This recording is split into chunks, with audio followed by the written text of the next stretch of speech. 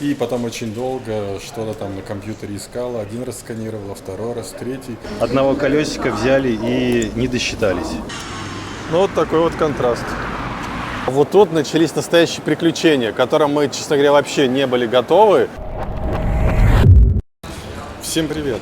Сейчас мы находимся еще в Санкт-Петербурге. Это у нас Пулково. Приехали мы сюда заранее. Боялись, что будет пробки на дороге, потому что, как назло, сейчас до аэропорта дорогу чинят, и плюс еще были пара аварий, но мы приехали, как ни странно, заранее, могли бы, собственно, поспать немножко подольше. Вот, но зато побольше с родителями пообщались. Да, нас провожала целая делегация, прям и Машины родители, мои родители. Это впервые, когда провожает так много человек.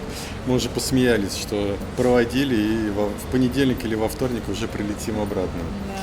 Да. Обычно мы или сами улетаем, или буквально один родитель нас провожает. Но будем надеяться, что все-таки мы долетим до Таиланда, на погранконтроле мы пройдем, нас никто не остановит.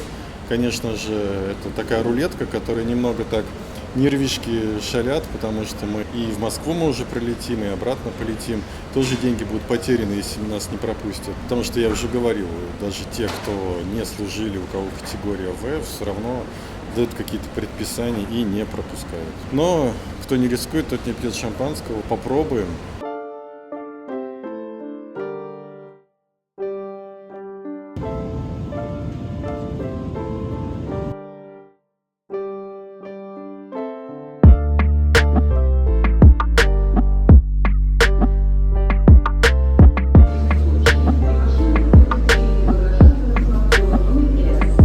Ну что, мы долетели, мы летели авиакомпанией «Уральские авиалинии». Мы сейчас скажем свой отзыв относительно этой авиакомпании. Смотрите, сколько раз мы летали. У нас ни разу не было такого, что у нас просто одного колесика взяли и не досчитались. Чтобы его выдрать, я не знаю, что надо сделать. Но вот они умудрились, представляете? Маш, что скажешь? Да, на самом деле, не так жалко чемодан, непонятно, как ехать просто дальше. Как бы вроде вещи не вывалятся оттуда, но, блин, как-то странно. Ну вот такие пироги. Больше летать ими не будем. Самое интересное, что мы еще на оформлении багажа заплатили 3500 рублей за то, что у нас был перевес. Ну это, наверное, я сам виноват, потому что я не посмотрел, что 10 килограмм всего, а у нас было 18. То есть мы заплатили, получается, больше и получили, собственно говоря, вот такой вот подарок. Ну что, нам только что выдали вот такое вот колесико. Это, конечно, не от нашего чемодана, но сказали, такое бывает, поэтому вот идите в такую комнату и вам выдадут какое-то колесико. Может быть, сейчас найдем суперклей и получится у нас приклеить. Ох. Ладно, главное, чтобы мы улетели с Москвы, и про это даже, честно говоря, забудем. Купим новый чемодан там в Таиланде, это вообще не проблема, но все равно неприятно, но что поделать. Сейчас мы вам скажем, что случилось на пограничном контроле. Изначально, когда мы туда заходили, женщина спросила прямо на входе туда, а какую сумму валюты мы везем. Я сказал $111, она улыбнулась и пропустила. Я уже почувствовал, что хороший такой сигнал, все будет хорошо. Потом мы прошли дальше, нам посоветовали встать не за мужчинами, которые по виду были с России, а за мужчинами, которые были из Таджикистана или Узбекистана. Сказали, что там будет намного быстрее. Далее я, когда подошел уже к окошку, дал паспорт. Первое, что спросили, куда летим. Я сказал, что Эфиопия. Дальше спросили цель визита. Я говорю, туризм. Ну и потом спросили, а конечная точка, я сказал, Бангкок. Дальше вопрос был, когда покупали билет. Ну, я сказал 21-го, потому что уже цены повышались, и поэтому я купил. В принципе, я не соврал. Маша говорила 19-го сказать, но я читал в отзывах, это никак не влияет. И сказал, что мы каждый год с женой в начале октября мы летим праздновать нашу свадьбу. Вот. И она на меня посмотрела один раз, потом вниз второй раз. И потом очень долго что-то там на компьютере искала. Один раз сканировала, второй раз, третий. Для меня это было как целая вечность, если честно. На самом деле старался не подавать виду, потому что видел другие ребята, которые они прям очень сильно мандражировали. Даже когда мы летели с Питера в Москву, там ребята заходили в самолет, и они только говорили о том, что говорить, как говорить. Видно было, что они очень сильно волнуются. Но я старался как бы ничего не показывать, то есть и даже почти получилось поспать с Москвы в Питер. Так вот, и я стою, она там сканирует, и как раз в соседнее окошко подходит Маша, там спрашивают цель визита, и Маша говорит праздновать свадьбу. Я сказал, что вообще-то у нас годовщина свадьбы, а не свадьба. И девушка, которая у меня держала паспорт, посмотрела на тебя такая, посмотрела на паспорт, потом на меня чуть с прищуром. Хрен с этот штамп, и типа проходи. Но мы еще не сели в самолет. Мне сегодня папа позвонил, говорит, ты когда пройдешь контроль... С хорошими новостями. Такими. Да, ты не расслабляйся, там по новостям показывали, человек, который прошел контроль, уже сидел в самолете и летел в Казахстан, его вытащили с самолета и успокоил. Настроение сразу, конечно, подупало. Мы в Телеграме уже устроили опрос. Очень приятно, что столько сообщений, слова поддержки и на Ютубе, и в Телеграме. Это прям нереально приятно, мы не ожидали, и это прям действительно такое ощущение, за нас прям болеет очень много людей, это просто невероятно, да. Конечно. Мы даже не ожидали. Вот, и сейчас пока что ждем нашего вылета, пока что до конца не говорим, что мы уже проехали все хорошо, поэтому как будет все действительно хорошо, мы расскажем. Поэтому включимся в самолете. Идем на посадку.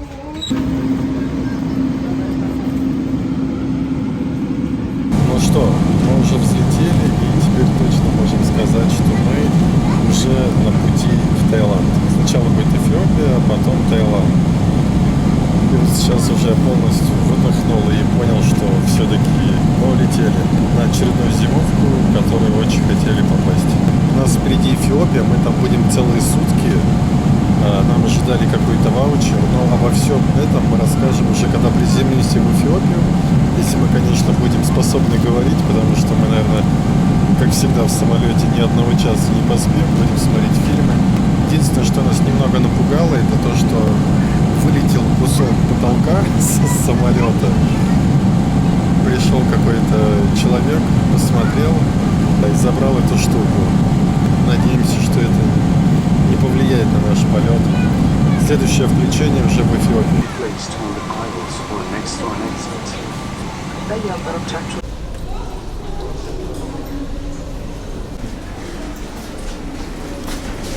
Это у нас уже рассвет в Эфиопии.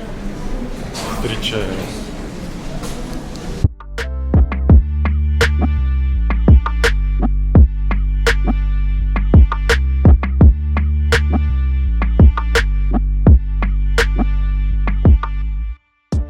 Мы в Африке, и на улице сейчас сколько? 12 градусов. Ну, чуть побольше уже, скорее всего. Там. И посмотрите, как все очень даже необычно.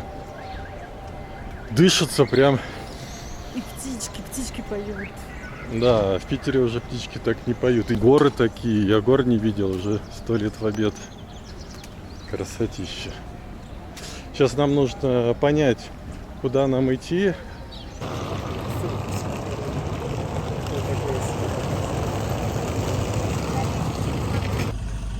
Уже сели в маршрутку.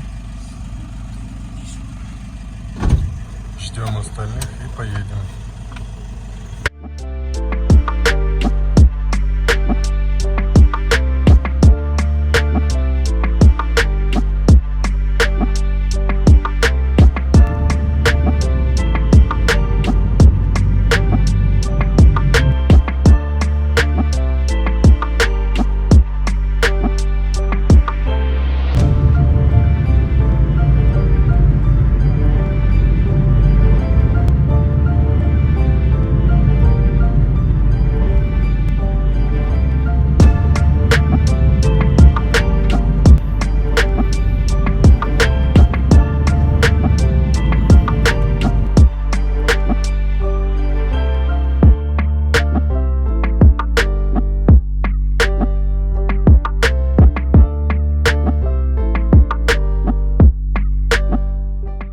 Итак, обзор нашего номера.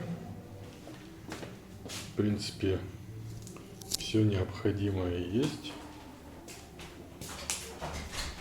Даже есть телевизор. Можно посидеть, поработать. Большая кровать, king size. Смотрите, даже есть душ. Не знаю, насколько он чистый. Ну и унитаз, все стандартно. Вот это я не совсем понял, что это такое. И с окна у нас видно чуть-чуть жизни. Сейчас хотим чуть-чуть поспать, возможно, потом выйдем или как-то еще поснимаем, более вам подробно покажем, потому что очень хочется спать.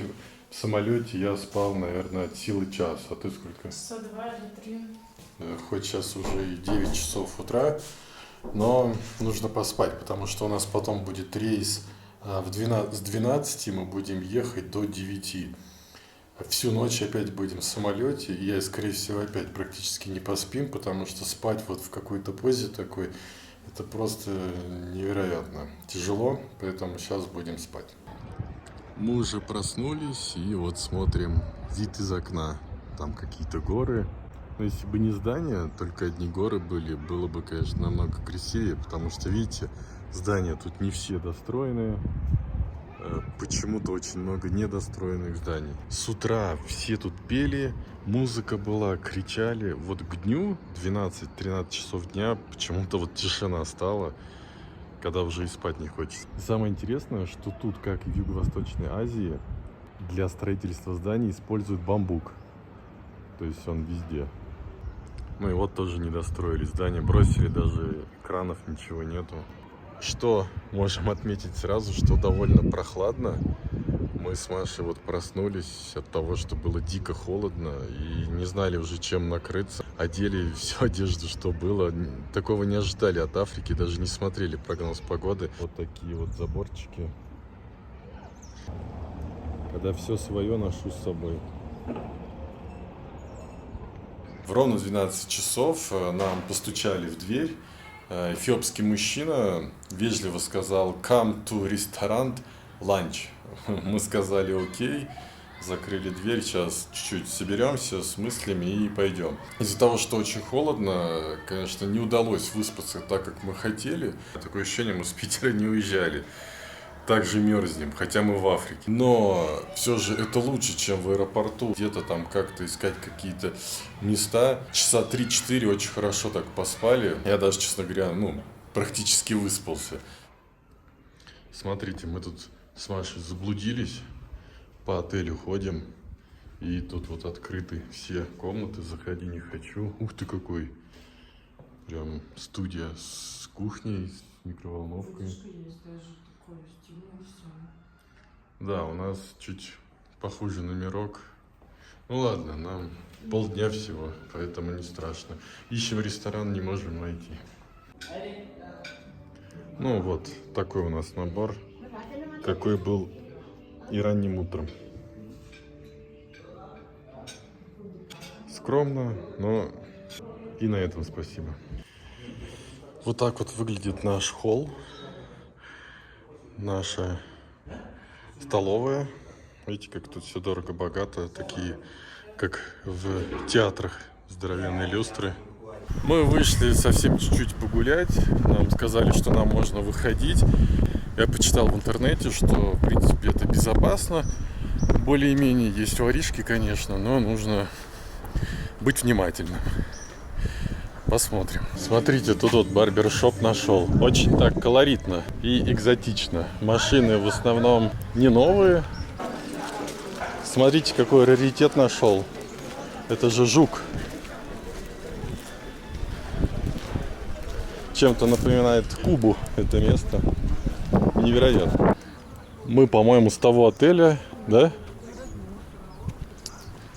Я читал в интернете, что если на зеркальную фотокамеру кого-то фотографировать, то тогда люди могут там размахивать руками, и им это может не нравиться как-то. Поэтому не будем никого тревожить, просто будем идти и чуть-чуть снимать улицу. И себя. Себя ведь не запрещено снимать. Самое интересное, что тут, смотрите, есть вот такие вот дворцы невероятно красивые. А где-нибудь рядом, вот там вот, смотрите, какое-нибудь заброшенное здание, очень бедное. Заметил, тут вот ходят все в таких одеждах, женщины. Не все, конечно, многие довольно в открытой одежде ходят, но более такие возрастные женщины уже в таких платках, да. Если нужен колорит, нужно вот по этим улочкам идти, довольно интересно. Тут, видите, вот можно купить какие-то овощи, фрукты, можно там кукурузу жареную купить. Сейчас не заснял, мы шли, там сидели люди на улице такие, о, how are you, типа, fine, а вы хорошо, то есть, ну, более-менее приветливые. Смотрите, мы вышли на такую какую-то главную магистраль, и тут уже жизнь кипит. Ну вот, видите, тут тоже так, дорога такая, потом раз, гравий. Сейчас была ситуация, там мальчик, стояли на пешеходных переходов, тут нет, я так понимаю, нигде. Люди просто стояли, мама с 3 детьми. Ну и один такой небольшой, один смотрел на Машу, прям так смотрел, изучал. И не заметил, что мама ушла с детьми. И Маша говорит, иди, чего ты стоишь, или как показала. А он такой очнулся, побежал, чуть машину не сбила. То есть белые люди для многих, даже вот столицы Эфиопии, все-таки еще и диковинка. Поэтому многие смотрят, открыв глаза широко на нас. Ну да, на самом деле то, что эфиопские авиалинии запустили рейсы из России, да, это они, видимо, так туризм расширяют. Вот, и даже вот как бы в столице здесь прям, ну, диковинка, многие смотрят, вот, поэтому так, вот, поэтому, возможно, скоро этого уже не будет. Если хотите, чтобы на вас все смотрели, изучали, то приезжайте в Эфиопию. Да, совсем недавно открыли эти рейсы эфиопские, по-моему, месяц назад, что-то такое. И очень здорово, можно за денек посмотреть что-то, походить.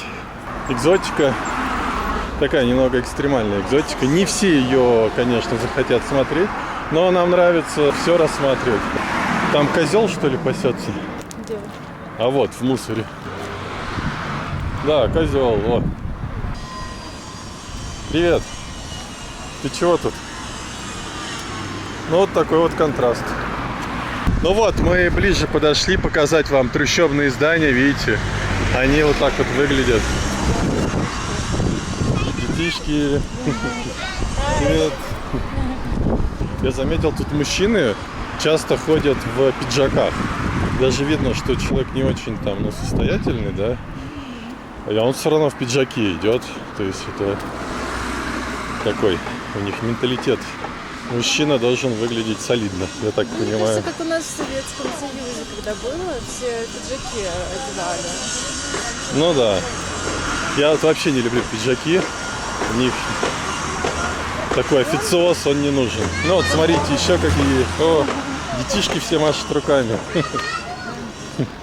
Да, ну вот трущобы эфиопские. Мы их все-таки увидели. Я, честно говоря, вообще не ожидал. Для меня это как прям такой супер бонус. Летишь на самолете в Таиланд, а тебе бах, еще одна страна, которую можно посмотреть, изучить. Смотрите, видите, даже в Эфиопии появляются вот такие вот мусорные баки. Самое интересное, что там абсолютно ничего нету. Показано, для чего это нужно, что вот так вот загрязняется природа. И вот для этого нужен бак. Но он абсолютно пустой. Вон домики, в которых живут, там сделаны просто из подручных материалов, и люди там живут. Скорее всего, через лет 5-6 уже этого всего не будет. Тут, наверное, уже будут высокие дома стоять или отели. Вот сейчас мы застали, можно сказать, такой момент. Я так понимаю, Эфиопия нацелена на массовый туризм. Мы увидели одну достопримечательность, сейчас хотим вам ее показать. Но люди максимально приветливые. Мое первое впечатление все-таки было совсем не то. Еще сейчас помахали, поулыбались. Тут даже люди вот отдыхают, фотографируются. Очень красиво. Ой, и мышка дохла. А тут смотрите, как красиво. Сейчас поближе подойдем, снимаем. Ну вот, это, наверное, голубь мира, я так понимаю, который символизирует мир. Обычно же голубь — это мир, да? Ну да. Символизирует, поэтому. И отсюда такой вид вот красивый. Фу. самом деле, по поводу развития туризма, здесь, конечно, не так просто. Почему? Потому что лучше всего развиваются страны, у которых есть территория, на территории моря, океан там, и так далее, чтобы люди там приехали, искупались. Но тут есть другая история. Здесь, как мы видим, горы, вот, и плюс такие традиции интересные в плане различных там племен, с вот этими кольцами в губах огромными. То есть вот этим могла бы заинтересовать. Прям такой диковинкой и экзотикой.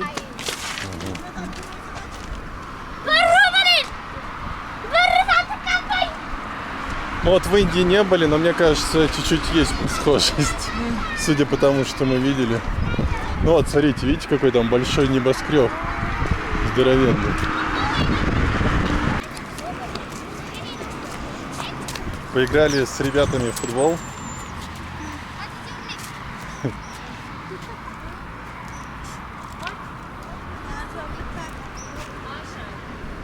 Маша общается с местными ребятами.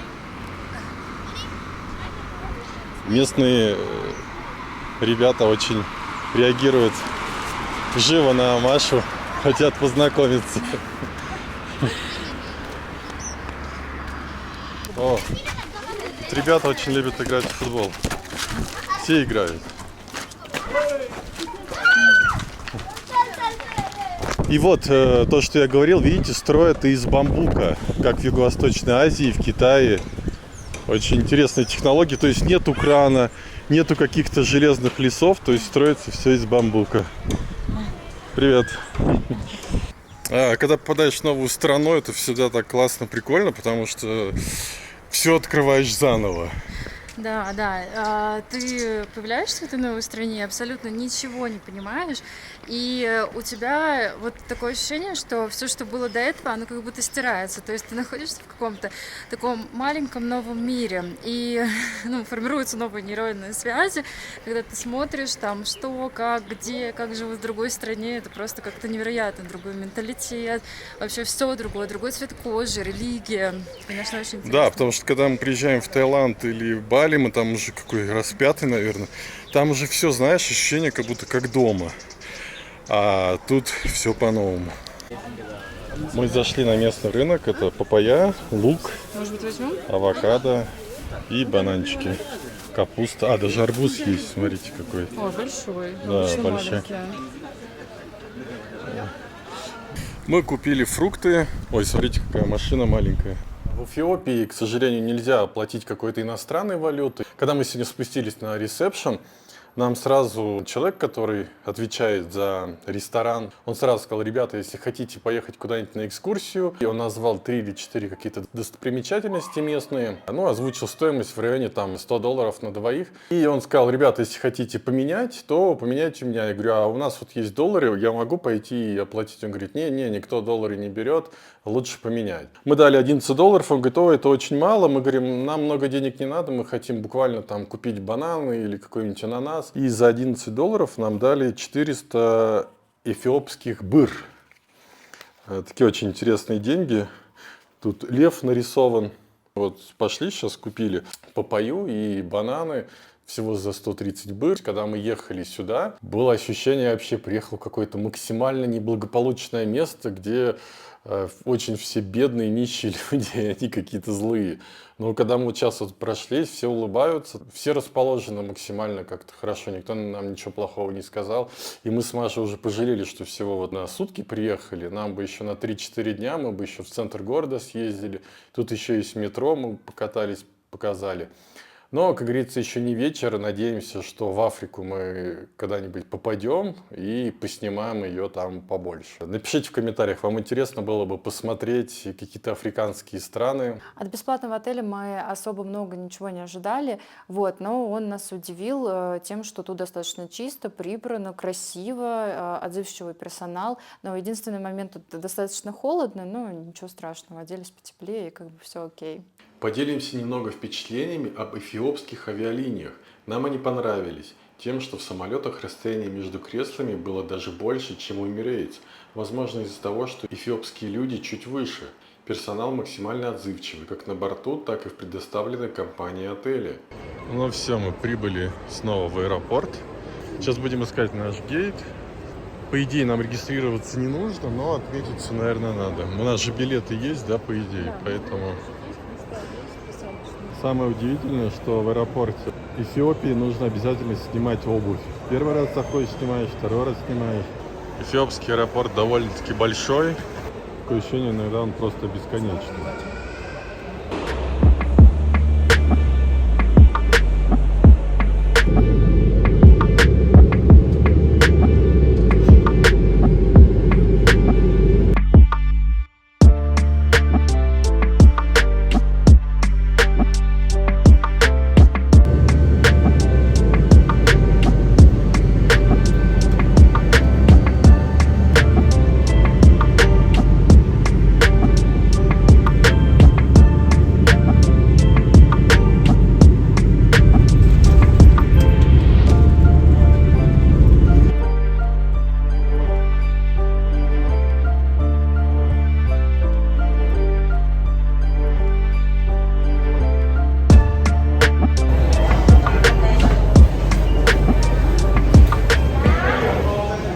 Вот мы и добрались до Бангкока.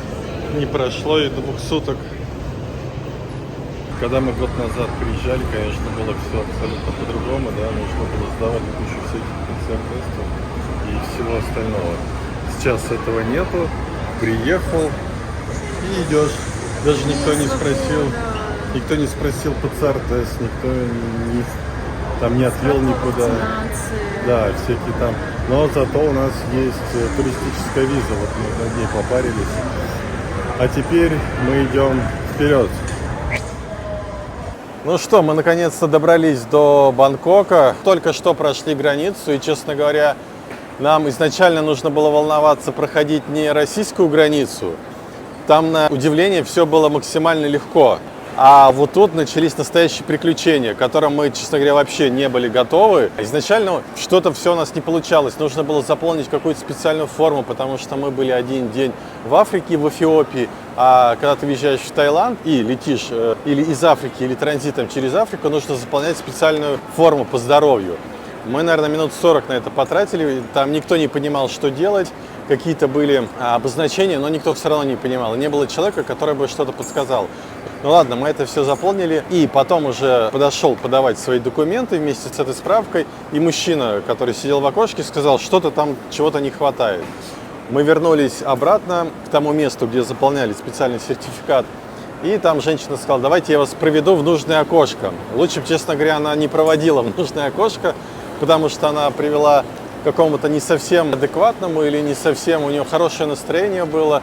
В общем, Маша пошла в окошко, где более-менее как-то легко все прошло. А я пошел в окошко, где сидел мужчина, ну уже по лицу было видно, что у него день не задался. И именно я попал под горячую руку. Я дал документы, дал специальную справку и начал смотреть все страницы, которые были в паспорте. И потом наткнулся на вот эти, наверное, мои ковидные штампы, которые были в 2021-2022 году. Их там было несчисленное количество. Он говорит, почему так долго были? И вы совсем недавно были в Таиланде, опять прилетаете в Таиланд. Какая истинная причина, что вы сюда приехали? Я говорю, ну, туризм, нам нравится Таиланд, мы сюда приехали, чтобы путешествовать. Он говорит, нет, назови мне настоящую причину, почему ты сюда приехал. Я говорю, да нету другой причины, мне нравится Таиланд, мы вот с женой сюда приезжаем.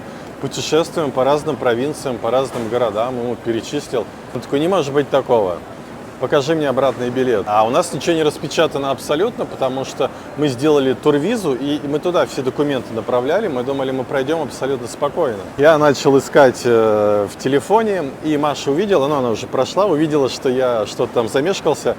Она такая, нужно помочь, пошла обратно. Мужчина начал кричать, сюда нельзя проходить. Маша испугалась. Но ее провел другой мужчина, который был, он спокойно и показал, как пройти. Маша подошла, мы нашли обратный билет, показали. Он что-то сидел там, все ворчал. Потом поставил штамп.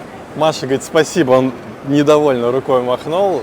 Я хотел ему сказать, какой правильный ответ, чтобы я тут мог находиться, потому что логически я не могу понять. То есть он подумал, возможно, мы как-то тут нелегально работаем или еще что-то. Но он же думал, ладно, если человек неадекватный, с ним уже дальше общаться не стоит. И вам на будущее, если вы все-таки собираетесь сюда приезжать после большого количества ковидных штампов, постарайтесь распечатать все документы, там и обратные билеты. Ну, у нас тут прокатило, которое мы сделали Евроавиа всего за 900 рублей. А у меня же они не куплены, то есть у меня есть только бронь. И я думал, он сейчас пробьет, что у меня нет обратного билета на самом деле, и ну, мы полетим на Бали. Я уже думаю, где мы остановимся, там в Денпасаре или на Кату. Поэтому распечатайте все, там и справку о вакцинации, если есть обратный билет. Ну и будьте готовы к тому, что если вы сидели долго на ковидных штампах, вам может быть вот такой вот прием в Таиланде. На самом деле, мой офицер вот этого погранконтроля тоже был немножко недоволен, что я сидела на ковидных штампах. Он там что-то поворчал. Причем до этого, когда я сказала «самурика», он такой «привет» на русском языке, но видно было, что он расположен хорошо. Долго листал все мои вот листочки в паспорте и потом сказал, что типа я должна была тут родиться, что я так много тут постоянно приезжаю, но абсолютно как-то по-доброму, быстренько поставил штамп, вот, и, собственно, все, меня отправил. Я пошла, думала, сейчас Паша тоже так быстро все поставит, и будет все хорошо, но когда я посмотрела, что что-то не так, и хотела ему просто в телефоне помочь найти обратные билеты, потому что он пересылал их мне, и когда я как раз подошла поближе к нему, там этот мужчина просто начал орать и начал руками махать, и я понимаю, что, видимо, у него сегодня он то ли стал не с той ноги, то ли еще что-то. Вот, и я, конечно, испугалась, потому что второй тоже там что-то закричал, но потом он меня провел и вот как раз-таки к Паше. И мы вместе уже нашли этот билет. На самом деле хочется пояснить по поводу такого момента, что идеальный турист для любой страны, к сожалению, сейчас получается, что сталкиваемся с этим не только мы, мои знакомые тоже мне об этом рассказывали, что идеальный турист – это тот, кто приезжает там на 2 недели, либо, да, если тут месяц разрешен, на месяц, и, соответственно, улетает обратно. И как бы тут не живет большое количество времени, потому что есть категория людей, которые категорически просят, чтобы тут туристы жили большое количество времени. И я не знаю, с чем это связано. Ну, у нас тоже, наверное, в России такое есть, типа, вот отношение, да, там, к нерезидентам, что, типа, что вы сюда понаехали, там, и так далее. Я так полагаю, что это примерно такой категории человек. Вот, ну, такое бывает. К сожалению, мы с этим столкнулись. Еще я очень переживала по поводу наших чемоданов в Аддис-Абебе, потому что как раз-таки, когда мы там были, мне пришло сообщение от знакомой, что там скрывают чемоданы и воруют вещи. У нас просто в Пашином чемодане вся техника, которую будет максимально жалко, если украдут. И, конечно же, не будет красивых видов с квадрокоптеров. Очень переживала по этому поводу. Еще я как раз увидела в сторис у блогера, которая как раз-таки проезжала транзитом через Аддис-Абебе, что у нее вскрыли чемоданы и украли все зарядки. И, конечно же, я очень сильно расстроилась и переживала, что мы приедем, и в чемодане не будет нашей техники. Но техника была, слава богу, но зато вот такой случился небольшой коллапс с офицером. Впечатление от приема, конечно, подпортилось, учитывая, что мы так долго не высыпались. Но ладно, что поделать, сейчас, надеюсь, найдем сим-карту, найдем такси, поедем, выспимся и уже с новыми мыслями, эмоциями будем записывать новые ролики, и, надеюсь, они уже будут более веселые, более полны энтузиазма, чем сейчас. И в следующем видео мы уже покажем, куда мы заселились, в какой номер приехали, и все остальное будем вам показывать, как обычно это делаем. Спасибо вам за то, что вы смотрите наши видео. Спасибо всем за просмотр видео. Если оно было интересно и полезно для вас, то, пожалуйста, ставьте лайк и подписывайтесь на канал. Всем пока!